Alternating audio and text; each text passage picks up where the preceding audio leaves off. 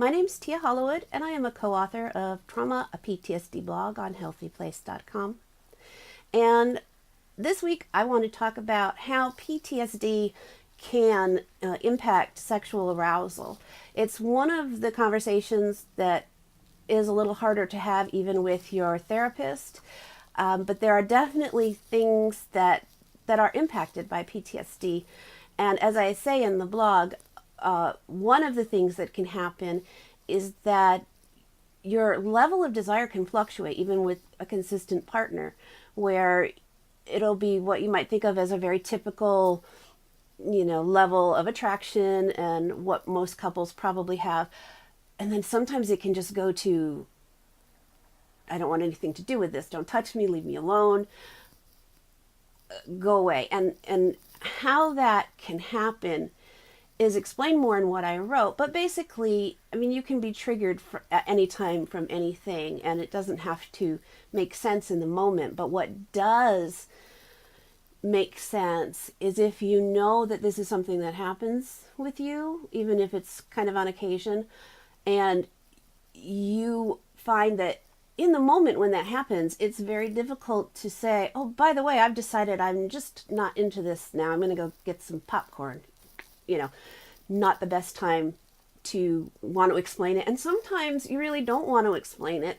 And so even if you're resistant, you go through with something that is actually uncomfortable for you, ends up making you feel more defensive and more confused afterwards because you weren't able to explain it to your partner.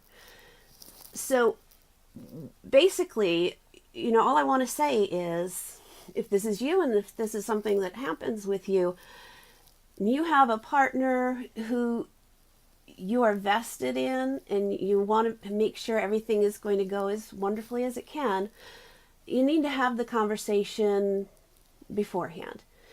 I don't mean, oh, hi, nice to meet you. By the way, I have this issue. No. Once you're in a relationship and it's established that it's a sexual relationship, you want to take a time where you're not in the middle of anything and you say, I need to talk to you about something. This happens to me sometimes.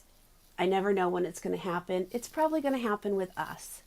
And so I want you to know, and you lay out whatever it is. Now for me, it might be there'd be times when I'm just like, okay, hang on, wait, I'm not going there today. Where did that come from? No, you don't love me anymore. No, that's not it. For other people, it might be, kind of the opposite. It might be, let's go away and never come out of the bedroom for, 24 hours. Whatever the issue is, if it's unusual for you and how you see yourself in a relationship, it's worth explaining to someone. So have that conversation before you need to have that conversation.